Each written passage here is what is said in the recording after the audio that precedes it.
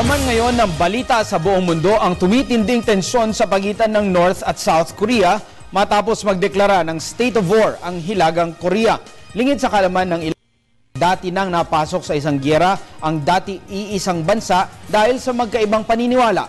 Upang mas maintindihan ang kasalukuyang kalagayan ngayon sa Korean Peninsula, ating balikan ang mga nangyari noon sa ulat na ito ni Edwin Eusebio.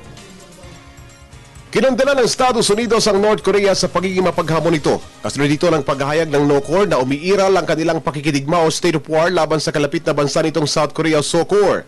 Nagbanta rin ng NOCOR na isasara na nito ang Joint Industrial Zone ng Korean Peninsula. Matatanda ang uminit ang tensyon nang ituloy ng NOCOR ang nuclear test nito noong Pebrero na naging dahilan ng global sanctions laban dito. Una rito noong taong 2010, nagkaroon din ng tensyon ang dalawang Korean countries kasunod ng paglubog ng barkong pandigma ng SOCOR na Cheonan kung saan may 46 na mandargat o sailors ang napatay. 8 buwan makalipas ito ay binomba rin ng NOCOR ang dulong isla na bahagi ng South Korea. Patay sa talaan ng kasaysayan, dekada 50 pa nang magsimula ang alitan dahil sa pag-aagawan sa hangganan ng North at South Korea na nauwi sa Korean War. Hunyo 25, 1950 nang sakupin ng North Korea ang South Korea kung saan mabilis namang tumulong ang United Nations pabor sa South Korea. Sa kabila nito, paghanda ang NOCOR at napasok nito ang South Korea noong Setyembre 1950.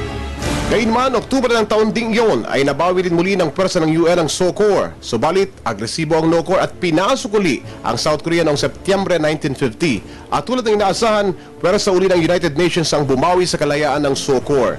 Nobyembre noong ding taong iyon ay sumama pa ang Chinese forces sa pwersa ng NOCOR kung kaya't tumagal ang digmaan ng hanggang Enero 1951 kung saan ang kapital ng SOCOR na Seoul ay nasakop.